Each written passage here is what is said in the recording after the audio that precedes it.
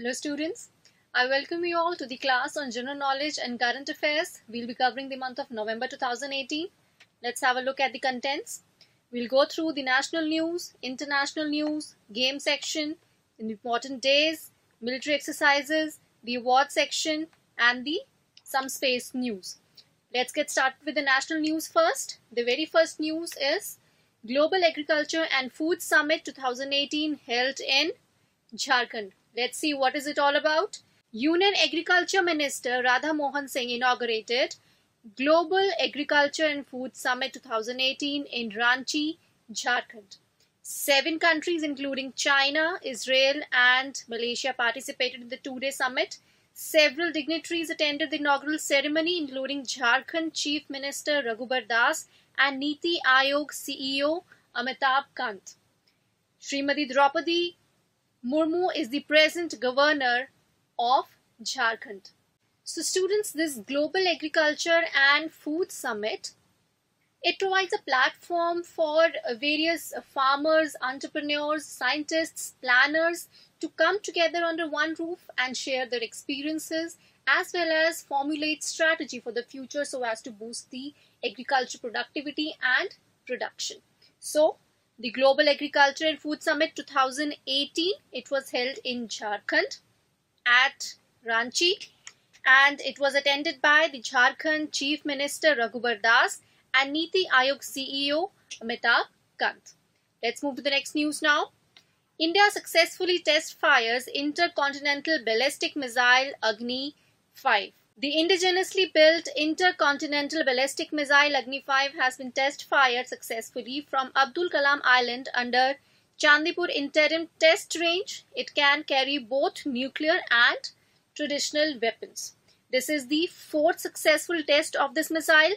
Why? Because previously the test of Agni 4 was unsuccessful and it's Agni 5 now, which is successful test fired. Having 17 meters length and 2 meters diameter, the missile can hit the target from a distance of 5,000 kilometers. So students, Agni 5 is one of the missiles of Agni series. It has been indigenously developed by Defense Research and Development Organization, that is DRDO. I hope that is clear. Let's move ahead now.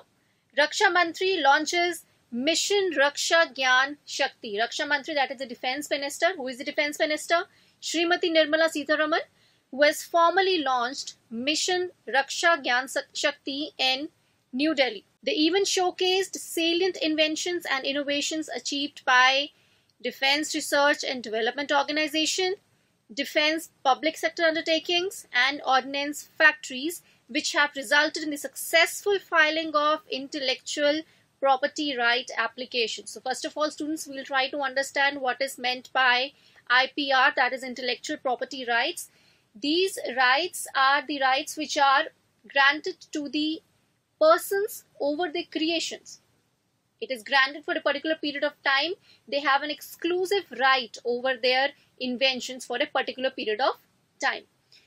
As part of the ongoing initiatives to enhance self-reliance in defense, the Department of Defense Production has instituted a new framework titled Mission Raksha Shakti, which aims to provide a boost to the IPR culture in the indigenous defense industry. So this particular mission is an addition to already undergoing initiatives to enhance self-reliance in the defense sector.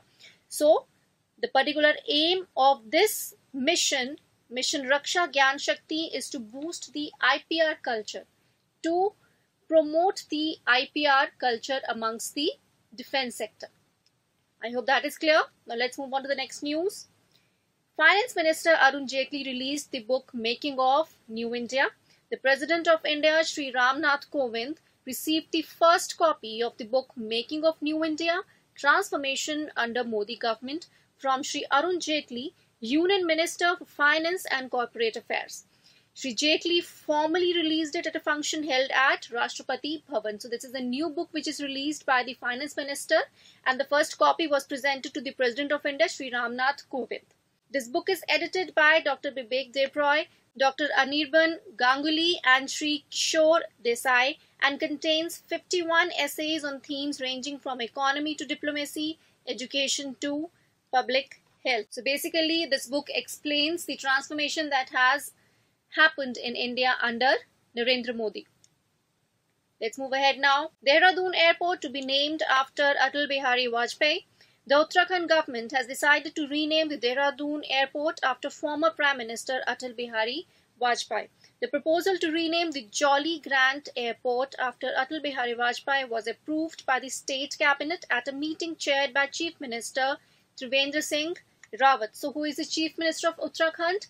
It's Trivendra Singh Rawat. And regarding the news here, the Dehradun Airport, which is also known as Jolly Grant Airport, the decision is now being made to rename this airport after the former Prime Minister Atal Bihari Vajpayee. The approval has been granted. Let's see the next news now. PESA launched under DNULM. These are the short forms. Let's see the full forms first. PESA, which stands for Portal for Affordable Credit and Interest Subvention Access. Regarding DAY, it stands for Deen Dayal Antyodaya Yojana. NULM, it stands for National Urban Livelihood Mission. Now let's read the news. The Portal for Affordable Credit and Interest Subvention Access, a centralized electronic platform. What is the purpose?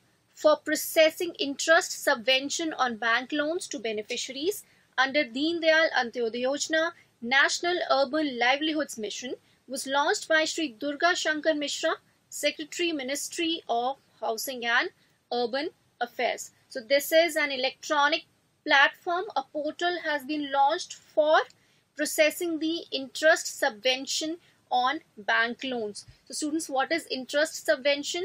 Interest subvention is a subsidy which is provided by the Government of India on the interest that accrues on the loans. The web platform has been designed and developed by Allahabad Bank, which is the nodal bank here.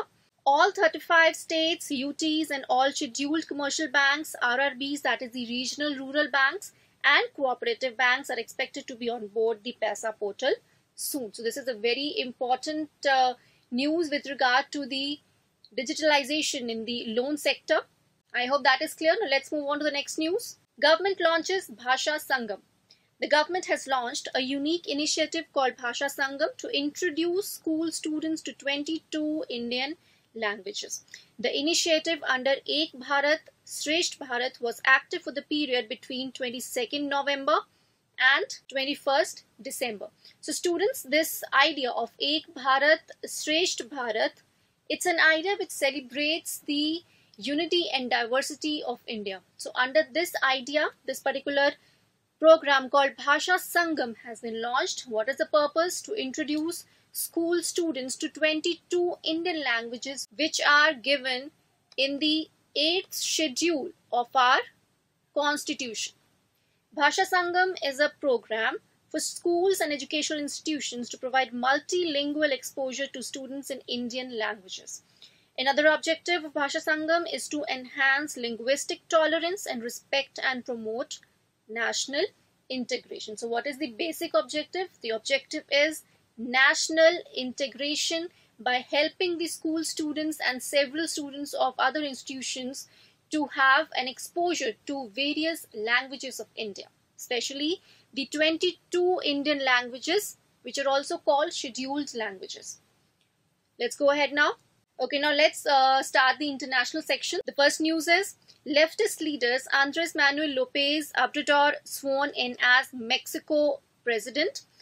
Leftist leader Andres Manuel Lopez Obrador has been sworn in as the new Mexican president following his landslide victory in the July 2018 presidential elections. So the elections which were held in July 2018, it was the leftist leader Andres Manuel Lopez Obrador who was victorious, and now he's been sworn in as the Mexican president. Lopez Obrador, 65, took oath before a crowd that included world leaders and a strong majority in both houses of Congress. What is the Mexican capital? It's Mexico City, and currency of Mexico is Mexican peso. Let's move ahead now. Australia become first country to recognize orphanage trafficking as slavery.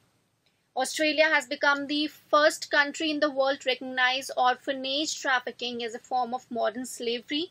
Children from smaller countries are recruited in orphanages in the West for the purpose of profit through foreign aid. So students first will understand what is this orphanage trafficking. So in orphanage trafficking, here the children are actively recruited from vulnerable families for the purpose of exploitation. There is false construction of identity of children as a orphan. Once in the institutions, they are made to live in miserable conditions so as to encourage more donations and foreign aid from foreign countries and foreign institutions. So now Australia becomes the first country to recognize such type of trafficking as slavery. According to US State Department, many orphanages use the children to raise funds by forcing them to perform shows for or interact and play with potential donors to encourage more donations. As per estimates, 80% of children living in the world's orphanages have at least one living parent, which means they're not actually an orphan, but they are posed as orphans, which is illegal. Let's move ahead now. The G20 Summit 2018 was held in Buenos Aires, Argentina. G20 is a grouping of the world's 20 major economies. So what is G20? The group of 20. It is a grouping of the world's 20 major economies. Its summit was held at Buenos Aires, which is in Argentina. This year the theme, what was the theme of the summit? It was building consensus for fair and sustainable development. Climate change. G20 signatories to the Paris Agreement on Climate, which is all of them except US, because US has signed out of the Paris Agreement now, pledged the full implementation of the pact, which they called irreversible. They also took note without further pledges of UN scientists' call for a more ambitious target of reducing warming to 1.5 degrees Celsius above pre-industrial levels. So first of all, what is this Paris Agreement on Climate?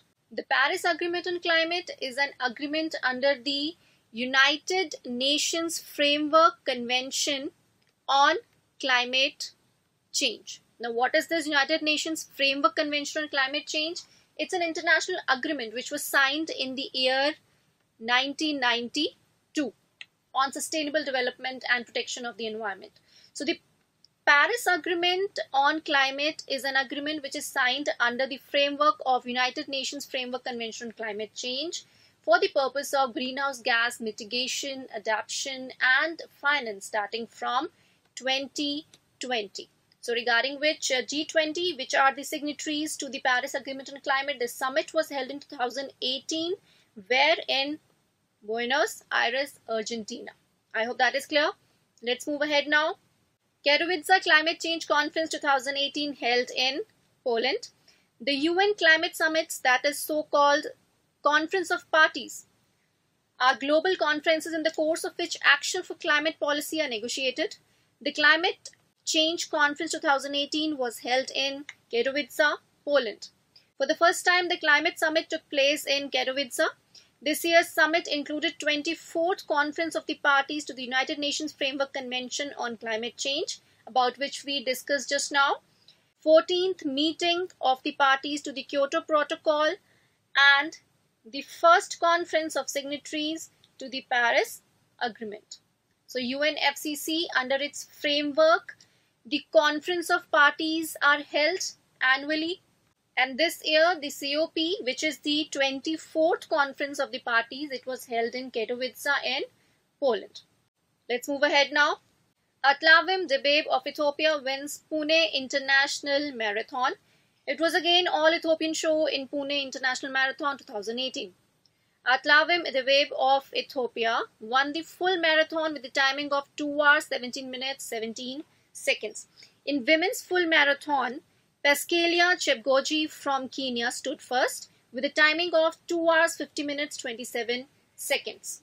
So students, Pune International Marathon, it's an international foot race which is held annually in Pune. It was started in the year 1983 and this year it was won by Atal Bihari of Ethiopia. I hope that is clear. Now let's move ahead.